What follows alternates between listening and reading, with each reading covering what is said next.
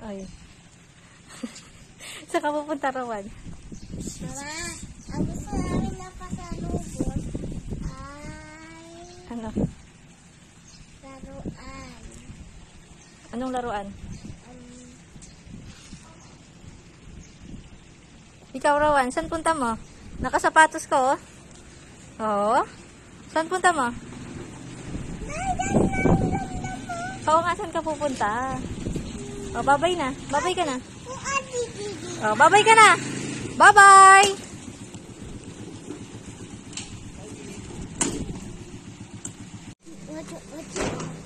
Awan. Awan. Ay, pogi yun. Saan ka daw pupunta? Large City. Ah, ano daw gusto mong pasalubong, sabi ni Mama? Ah. Toy. Toy? Toy? Anong toy? Ako'y daw.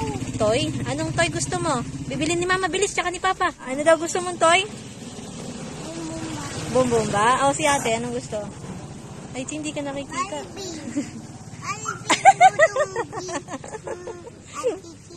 Anong gusto ni ate? Anong gusto ni ate? Barbie. Barbie? O, ikaw, totoo? Totoo yun? Ano ko Barbie? Anong gusto mo? Donut na unicorn.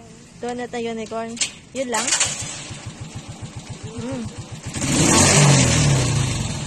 Napaaga tayo. Wala naman ako ginawa sa kanya. Oh. Tapos, pag tumingin siya sa akin, ganito yung tsura niya. Wala naman ako ginawa sa kanya. Dati ba, friends kayo? Ano ginawa mo?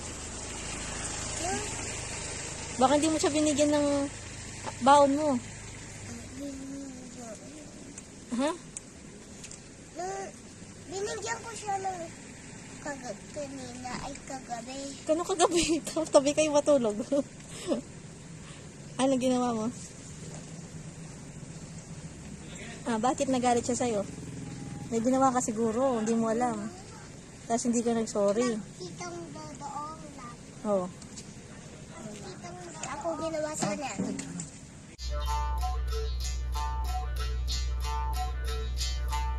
Tignan po natin kung paano sila mag-shoot ng animals. Looking the target po sa cardboard. Galing!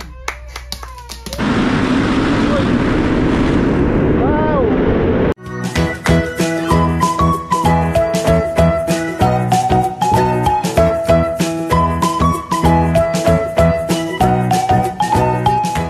Good morning! Isda. Naubusan tayo. Ginawa ko, yung prito na lang, pinasabawan ko. Anong isda daw yan? Ano kasing isda ito, te? Malaguno. Isdang bato daw po siya. Hindi ko alam anong itsura niya sa buhay. Yan, nandito na po kami ulit sa Puerto Princesa. Kumain po kami ulit dito sa palengke. Kasi naglakad kami sa gilid-gilid. Wala po kaming mahanap. So, pumasok na lang po kami ulit sa palengke para mag-almusal kasi pipick upin po kami nung tricycle, no? Tricycle. Para sa city tour. Iba-iba kasi ang tawag, iba-iba ang lugar, ano? Ayan, tignan nyo yung dalawa. Nagchichikahan pa. Hindi nila alam, nakasakay na ako dito. May nahanap kasi kami, yung bibingka daw na may tuba. Parang ganun. Nagpa-laundry din po kasi kami dito. Per load pala siya, akala ko per kilo. Sayang, sana pala inano ko na lahat ng maduming damit namin. Kasi yung pan-swimming basa, mabigat, kaya pinalaundry po namin. 250 per load. Oy. Dulu ka na sir, pigit harapin niya sir. Dali na harapin niya sir. Ayan, nandito po kami sa Crocodile Farm sa Palawan, syempre.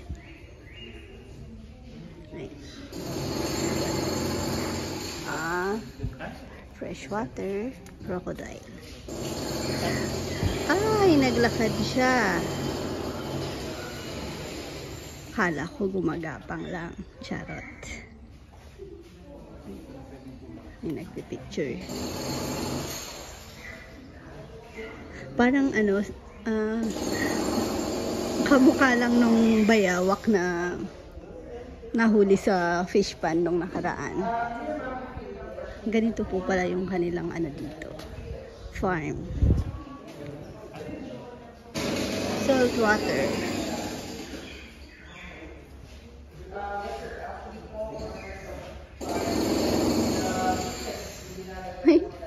Parang mga ano sila na masusungit.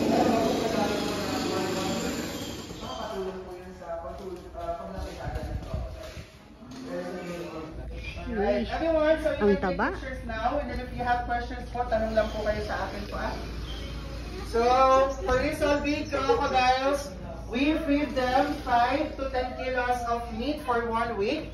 But we need to feed them only twice a week because they have slow metabolism.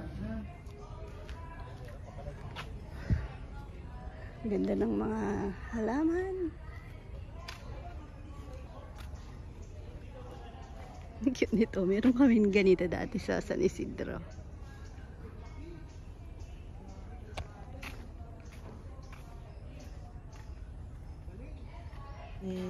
At saka may malaki, may maliit pag ginano mo. Tsaka po yung agwat ng pag ano po. Oo. Uwi natin.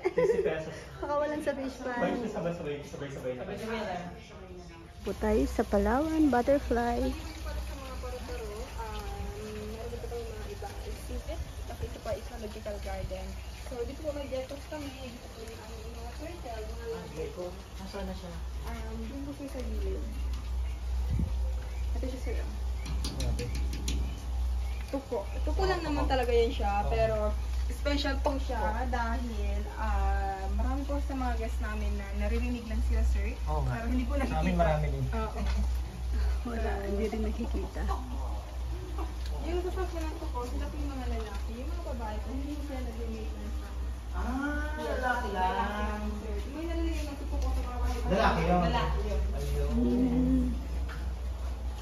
Kala ko may ano, tip box pala. Sorry. Ito may scorpions. Baby po siya ng mga scorpion. So, yes. Hindi po sila nag-gat or nag-sting. As long as na, hindi po natin sila sasaktan. Sila po yung mga venomous lamang. They have a very less venom. Maliit pa. Yes po. Gaano siya lumalaki pag ano? 8 cm. Ano po nilagay namin. Pero sa mga lupa po sila, at sa mga bato. Anong pagkain niya? Cultured cockroach po ang pinapakain namin sa kanila, sir. Yung mga cockroaches po namin is yes, alaga din po namin. Inaalagaan ko yung mga cockroaches. Balik ka na, balik ka na. Ito naman po yung adult. Yes, so hiniwalay po namin yung mga babies mula sa adult. Kasi nabutong po yung mga adult. Pati po kasi yung mga babies, yes, sir. Kinakain niya din po. So that's why we need to separate the adult from the babies.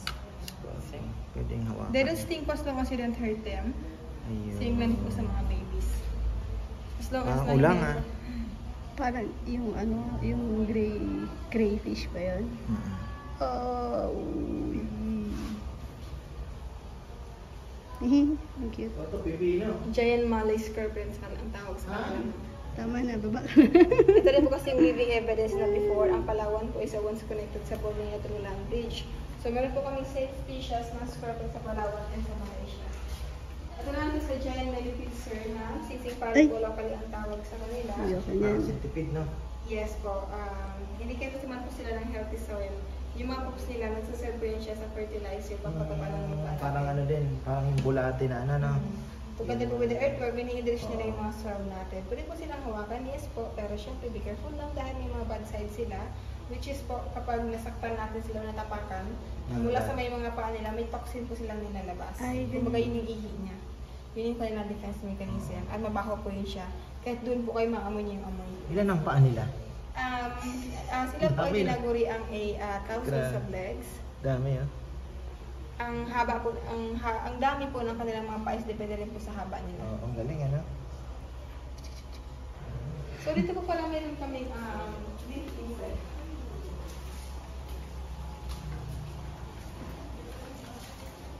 Ito po yung mga dahon. Ayun po siya naglanta dito. Para buhay po rin siya. Dito po nag-hide lang sa ilalim. Kala mo dahon, no? May mga Nakakita na babies ako din po niyan. kami. Yung parang mga lantan sa loob. Those are mga babies. Ito, baby niya na yan. Yes po, baby. Ayun. Sa farm. Nakakita na akong ganyan. Sila po yung mga indicators ng healthy environment. Hindi po sila nabubuhay sa mga polluted areas. Parang firefly din, ano? Dito po may stick naman. Sa mga kahoy. Parang dahon lang. Nakakita na po akong dating ganito sa alam ko sa farm. Hindi man sa farm. Sa bundok siguro napuntahan ko. Sila po indicators ng healthy. May mga babies, oh. Yes sir, babae po yan. Ito po yung mga At ito, lalaki. nakakita na ako nito. Yung mga lalaki po payat sila. Sila dito. Ito po yung mga babae. Dito lang sila niyan, hindi man na maalis, ano? Ang umaalis po sila sir, lalo na pag wala ng pagkain. Umaalis po sila. Ito yung mga pagkain na dahon lang. Yes po. Dahon po ng firebush ang tawag dyan. Dami, oh. Ayan, sa farm meron yan. Ito po empty na siya. Kung nakalagay Pag po nagwawalis minsan, merong ganyan. Akala mo stick. stages ng mga butterflies namin. Yung first stage po yung mga eggs. Second po yung caterpillar. Ito po yung third one, yung kuko ng pupa. Ang hatching time po nila is a morning. Once they turn into black, ibig sabihin mga ready to hatch na po yan sila. Yung mga butterfly po na nakalagay dito, sila po ay mga, they just emerged this morning. So, palalabas lang po nila ngayong umaga. Sa ano to? Kinokolekta ninyo? Yes po, meron po kaming breeding area. May nag-breed po or nag-alaga talaga ng paru-paro namin. At kami naman po yung nagdidikit. Kasi ilang araw na lang ito pagka naging butterfly? Sorry sir? Mga ilang araw na lang ito itatagal? Depende po sir. Meron po umabot pa ng weeks pa. Meron po ito. Makabukas mag-hatch na po yan siya. Tapos pag na from butterfly, di ba mamamatay na sila? Ang average lifespan po nila is this average of 2 weeks. 2 weeks na lang? Yes po. Yung ganito po 2 weeks yan sila ma'am. Ito po yung umabot ng 1 month. Itong yellow bird wing. By the way, itong yellow bird wing, endemic po yan sila. Sa Palawan Palawan po din sila na. makikita. Yes. Ito yung parang gold. Yan po is paper kite. Malaking white po ng mga butterfly yan. Tapos pagka dito nire-release nyo na lang yung mga butterfly dito. Kung saan na lang po silang lumipad. Tapos may mangingitlog din dyan, ano?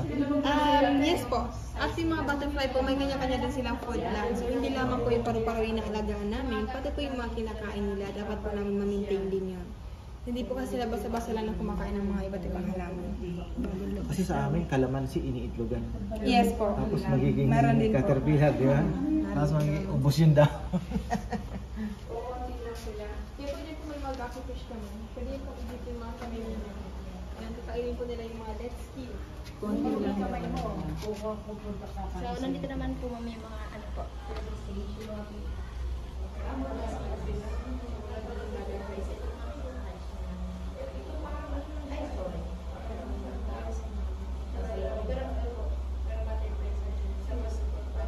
Dapat pala, ganito yung nilagaan ko sa aquarium. Ang sarap.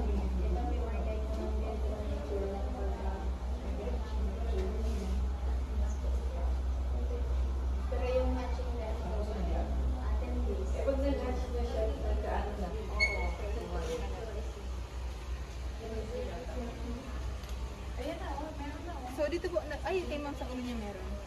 Meron daw sa ulo. Delicious po na they love the ripe fruits. Tulad po niyan. Mga saging. Wala kayong mariposa. Yung mariposa sir, hindi ko rin nag-aalaga. Ang yun po ay moth. Yes po, active po sila sa gabi. Matutuwa si Rowan dito, tsaka si Chichi, kasi mahilig sila sa butterfly. Pag nakakakita sila, ako hindi ko gusto ang butterfly. Hindi naman sa di gusto, pero natatakot ako sa nila. Kasi parang uod yung nila, di ba, katawan.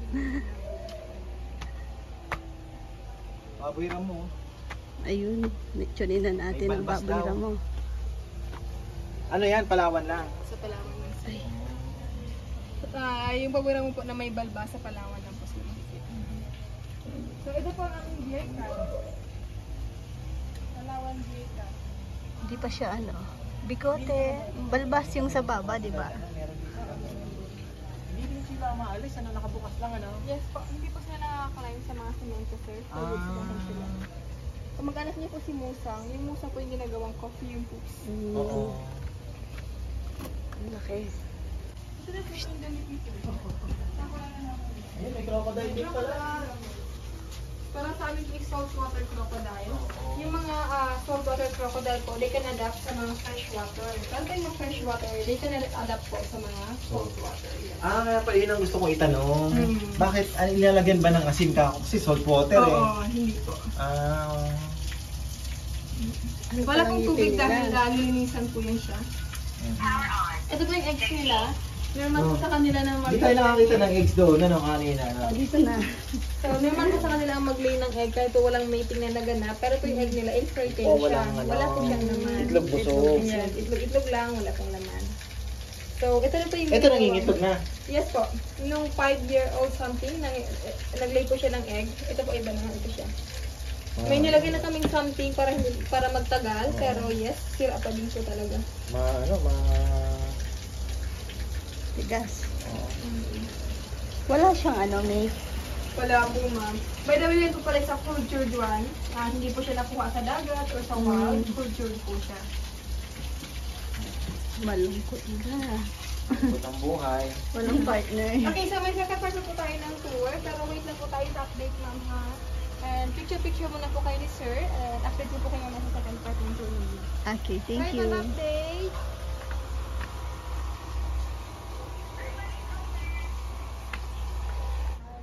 Ayan, dito tayo sa isang gate.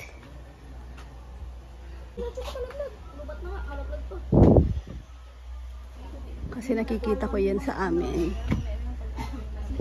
Pumatay ang kuryente.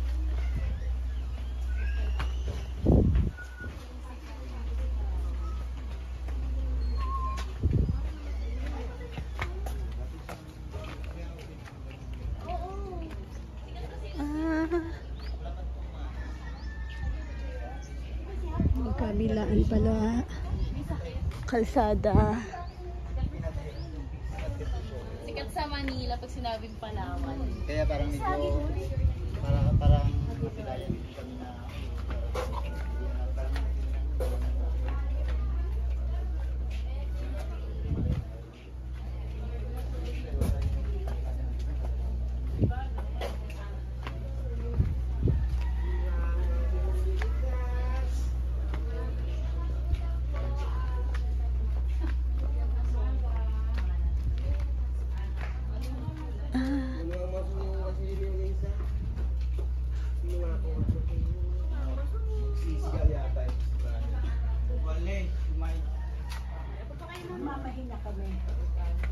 So, here po, meron tayong 10 to 15 minutes culture sharing sa kanila. So, ako yung magiging interpreter nyo since meron silang sariling dialect which is yung Palawan. So, here in mainland Palawan, meron tayong tatlong major tribe. First, yung Batak tribe from central to north. Tagbanwa tribe from north of Puerto Princesa. And sila naman po yung pangatlo, sila yung Palawan tribe. From southern part of Palawan. So, since 1976, different families, ito na po yung kanilang temporary home or shelter. Some of them po, they stay here for a couple of weeks, months, at yung iba naman po is 1 to 2 days. Then after nun, bumabalik na sila sa kanilang tirahan about 200 kilometers away from here. So, what we have here is a livelihood program dahil na-notice namin yung kanilang tribe's culture ay unti-unti na pong nawawala dahil sa sinasabi nating life modernization. So, at least here, we encourage them to continue to practice yung kanilang rich cultures and tradition. And also, if you know the Tabunman or the Caveman po, sila po yung possible descendants living in this island thousands of years. Babre bang picture? Ma'am, sir, pahawak po ako and papasa ako sa inyong katabi. So, yan po yung kanilang traditionally product. Yan ay bagtik. Dagta siya ng almasiga tree. Tumutubo lang sa higher elevation, at least 2,000 feet above sea level. So, bakit yung bagtik? Nandito sa city, yan po yung main ingredient sa paggawa ng mga pintura, varnish, mga cutics or yung mga nail polish po. And ginagamit din po siyang Parang tawas. flammable, pang paapoy po. Parang Bakit hindi insenso? po? Parang amoy insenso? So, with this their native backpack in the mountain, they called Bakid. So, ginagamit po ito nila para buhatin yung kanilang product tulad niyang bagtik. So, kapag puno na ito, tinatalian lang nila para yung kanilang product ay hindi mahulog. I said if mabugat sa kanilang dialic, no problem dahil meron silang head strap or head support para i-carry yung more weight. So, according to them po, yung mga adult nila, they can carry 70 or 100 kilos ng bagtik up and down in the mountain. So, yung mga Palawan tribes po are music lover din sila. Meron silang sariling instrument. First, ito po yung kanilang native drum. Ang tawag po nila dito ay gimbal. So, gawa siya sa Hollywood, inuukitan nila. And sa taas naman po, kinakabiran nila ng mga animal skin. Ito ay balat ng baka. And yung malaking metal na yun, yung tawag nila ay agong. And yung maliit naman po ay sanang. So, magpiplay po sila ng set. Ang tawag nila ay basal or basal set. So, when the gong echoes in the mountain, naniniwala din sila na kaya nila makipag-communicate sa spirit ng kanilang ancestor.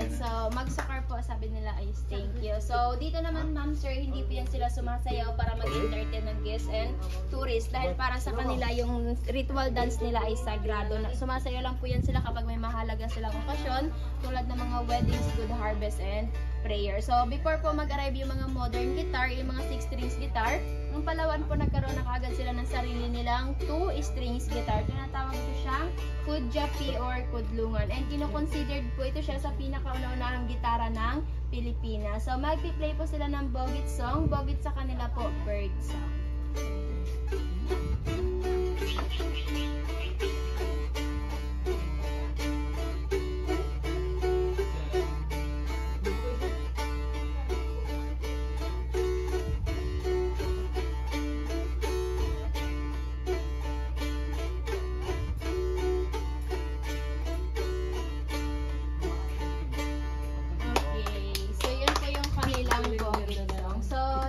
Instrument nila, here po, ito yung kanilang Aruding!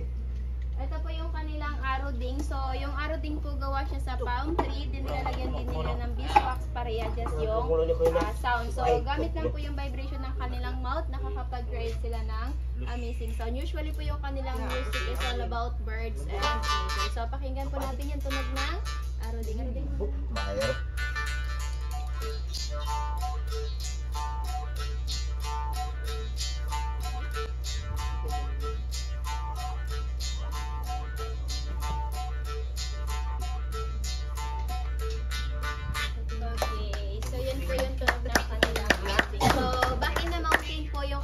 Source of living is hunting and planting root crop. And yung kanilang Palawan tribesmen po, mga hunter-gatherer din. Meron yan silang ginagamit nilang para pag mag-hunt ng bigger animals. Yun po yung kanilang 2 special spear. Okay,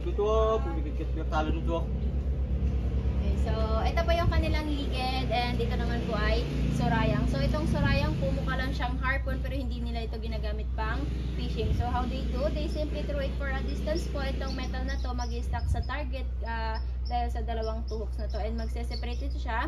Itong handle po magsiserve as anchor or angkla. Yes po. Sasabit ito siya sa mga bushes and trees kaya po yung target hindi makatakbo. Kapag yung target naman po tries to run, itong ligid yung kanilang pang follow-up kill. So basically, itong surayang nila is for trapping and yung ligid nila yung pang follow-up kill or pang patay. So part din po ng kanilang diet, naghahan sila ng birds and squirrels. Meron yan silang ginagamit para i-copy or gayahin po yung tunog ng birds and squirrel. Ang tawag nila ay tampias. Pag-read tampias man? Ito, tampias ka ay.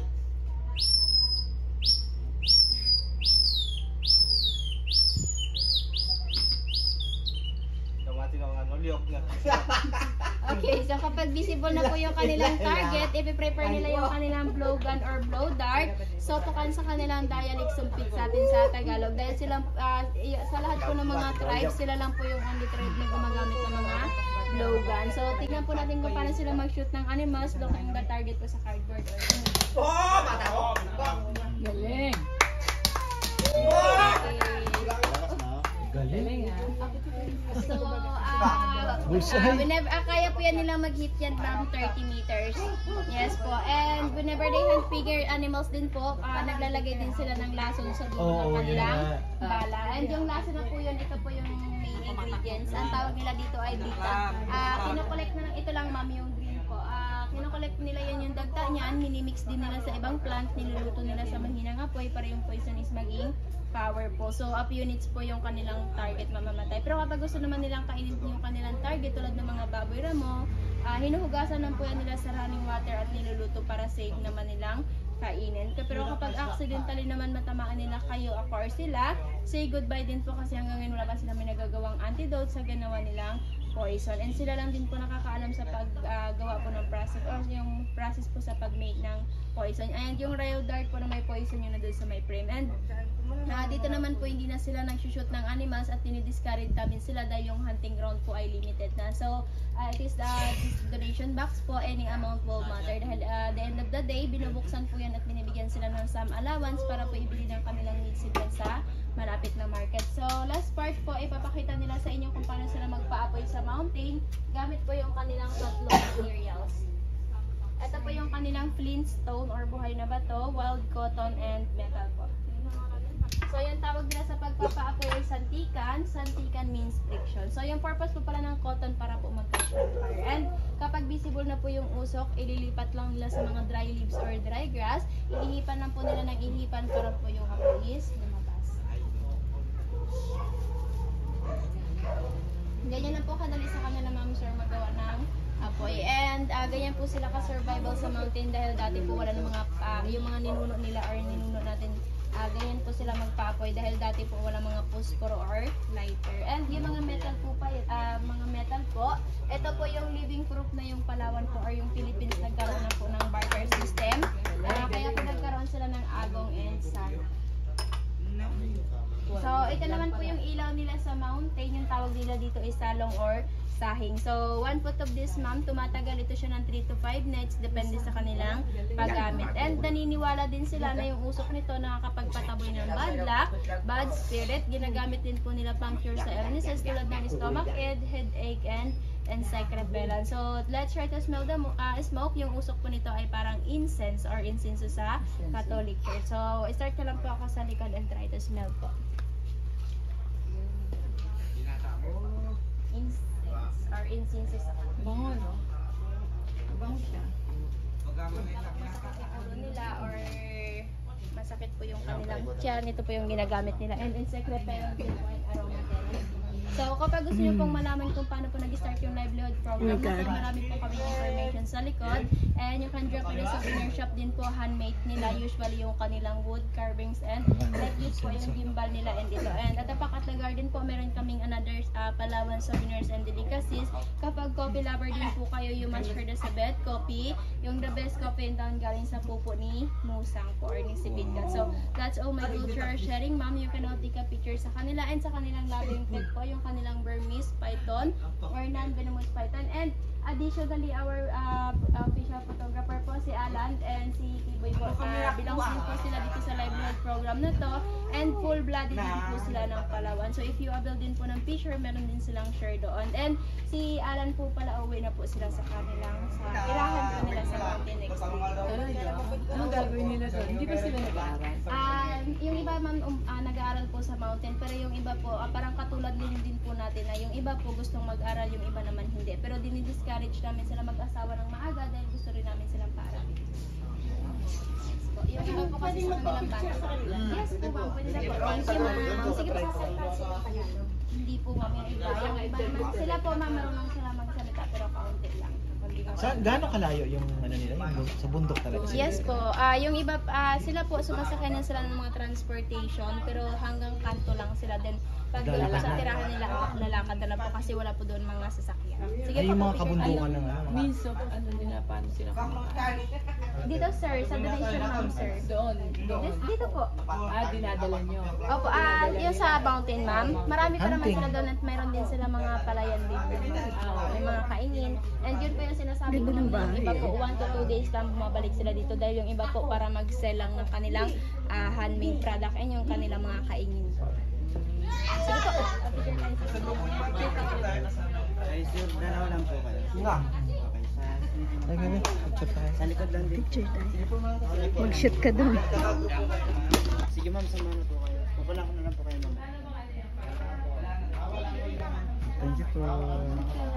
Syukur. Dalawa po kayo ma'am. Thank you.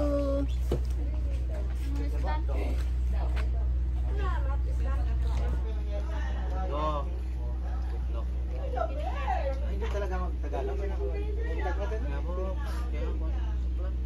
Talaga bebe, hindi sila nito. Diba tag 45? Dalawang order ka. Baka pag bata mas marunong na mag-Tagalog. Tagalog din. Ano? Tagalog din. Konti. Matagal na kayo nito? Ha? 2 bulan. Oo, kaya magkulit ulit daya. Mauwi ka ulit doon? 2 months lang daw uwi na. Ibalnan. Ang ano nila, ang alphabet nila iba din bebe. Oh. Alibata ba ito? Hindi ko alam. Iba din sa alibata.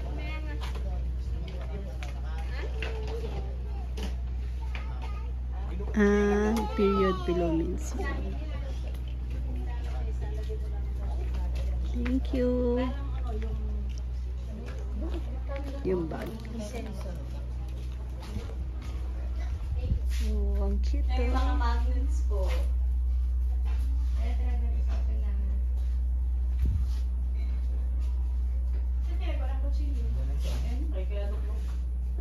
Nagbabag ka na ganyan. Ito ang cute to. Dun sa ano. Dapat mga local na ano no. Naano kasi ang bilid dun sa Ang cute. Gusto ko nito. Cute na. May mga panty ako na nakasalit. Alam, mainit man doon. Di ba nakanainitan doon? Yung pinilas na tira kasi papasok ka lang. Pinilas? Sige, pasok niya dito.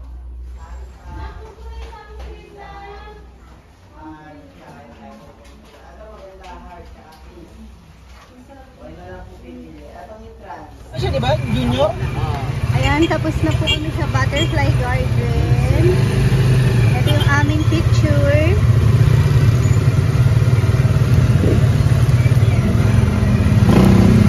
Ayan.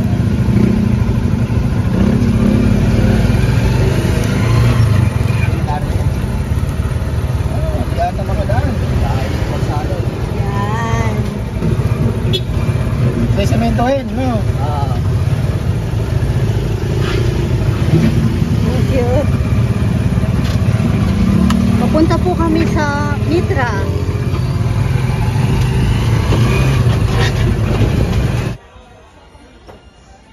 Overlooking. Ay, may kabayo doon.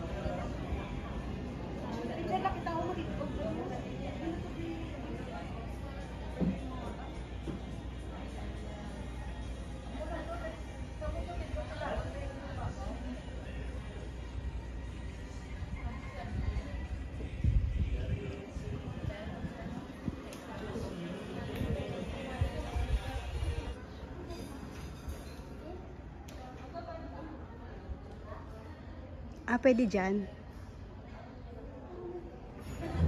Ganda ng flooring, oh. Parang ano, Las Casas, yung flooring.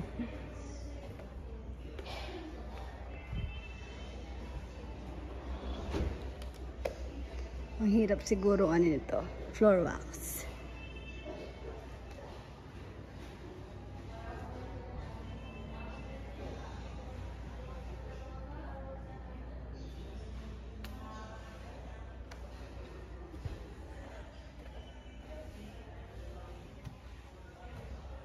to? Ano to? Bebe, open siya, ano, for viewing. Hindi ko alam. Pwede ata. Oo.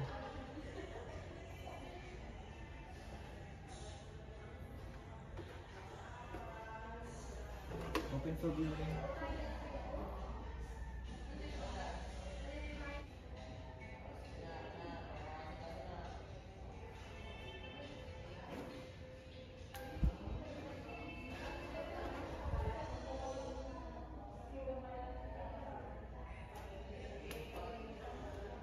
Coco Martin.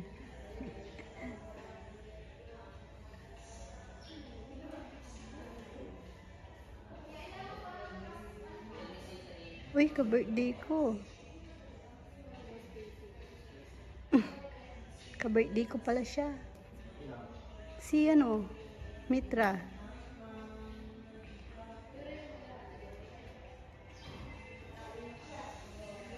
Lolo ko pala to. Hindi, joke lang.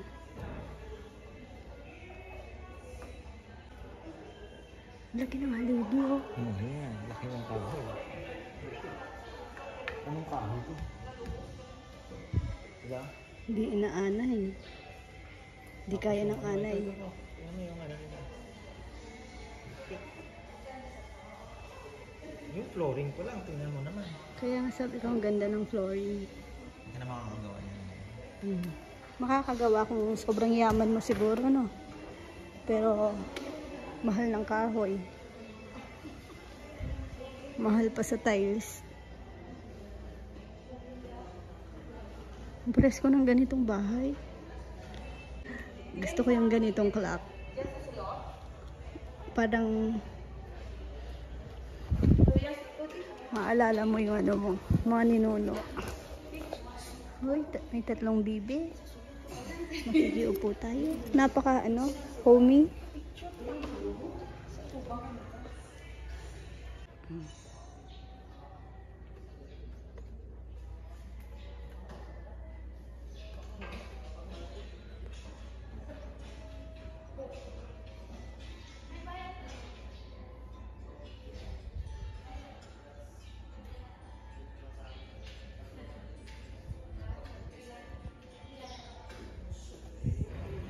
Ayan, nasa labas naman tayo. May kape sila dito. Nasaan yung kasama ko? Nagbabasa pa. May ano sila dito. Kabayo.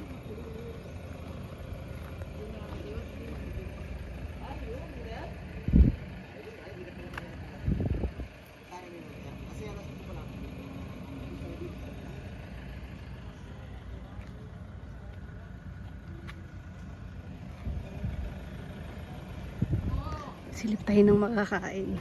12 plus na. Para na akong gutom.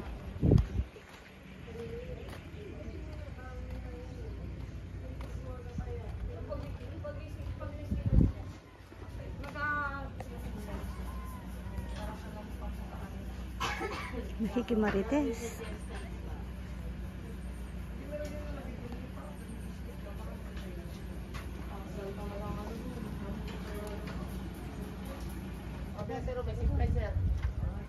Hoy, may zipline daw. Nasaan? Ay, tignan natin. Bagsak mo doon sa dagat. Diretso ka na doon. Lokit ko rin, sir? Bahay pala nila to. Grabe yung mga tao doon. Ipit? Ano yung ipit? Ano kaya ng ipit? Ito yung kulay ko dito. Wala na kumata. Ay, hindi yan. Ayun, may nag-zipline. Ay, may ganon. Pwede kasi bayan dyan, hindi Tagalog ano yun. Ano Tagalog yun? Dito may iba na yun, ipil ang tawag.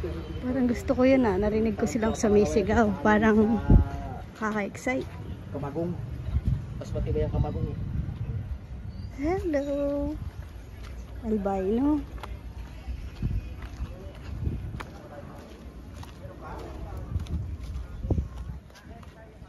Magpapaano tayo doon? May slide daw doon. Bahay pala nila talaga na. Bahay po talaga nila sir. Lumang bahay. Artist na bahay nila. Ito yung manok na ano, di ba? Ano kaya yan?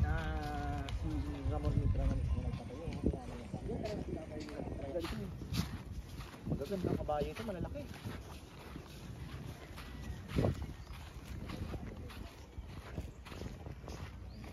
May tuko.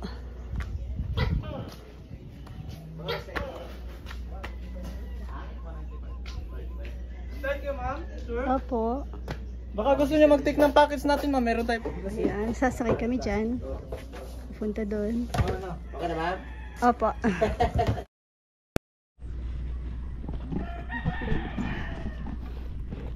Slide na tayo. Dito na lang tayo sa baba niyan. Ma'am, paano ma'am? Dito lang ma'am. Patong lang sa taas. Tulak. Go na to, Daronjo. Go, go, go. Sorry, yung pa natin siya. Restrict lang natin ang gandun siya. Huwag natin bababa. Oh.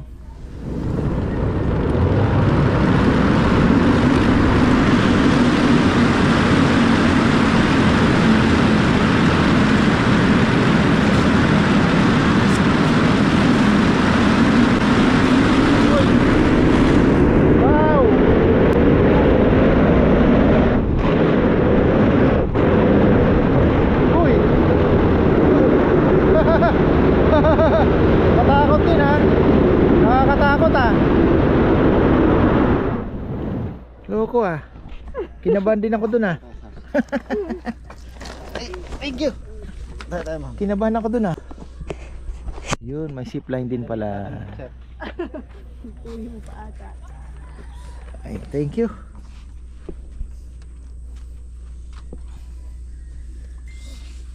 Thank you. Ganda ng table nila. Hiningal ako pag-akyat. Maiksi lang pala yung slide. Nakakabitin parang pag nandun ka na dun sa pinaka climax. Ending na rin. Hintay ko lang si Ka-Farmer. Nag-ano lang siya. Pumunta sa comfort room.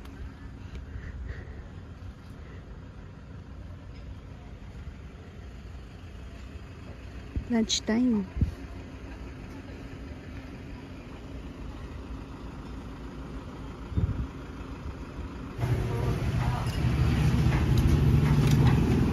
Kain po tayo.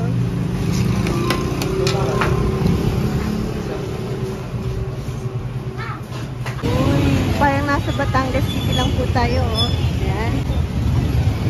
Lumabas po kami ulit sa hotel after magpahinga ng yung day tour, city tour kanina.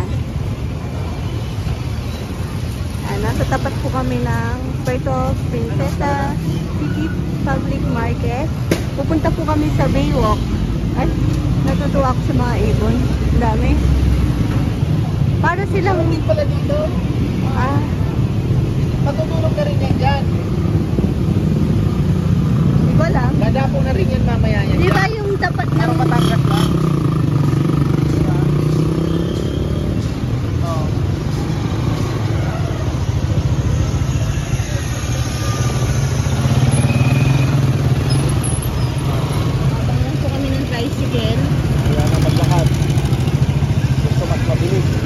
Hindi kasi para putan natin ng maliwanag. Ayan. Galing po kami dyan. Nasa vlog naman po ni Ka-Farmer. Nikutan lang po namin. Tapos balik na po kami sa hotel para magpahinga. Ayun. Hanggang dito na lang po ang aming vlog. So, nakakatuwa video ni Dodo. Kinukulit niya ate niya. Barbie daw ang gusto. Barbie. Ayaw niya na nga, marami na daw siya. So, ayan po. Hanggang dito na lang po mga kabebe. Thank you for watching. God bless. Mama chup chup.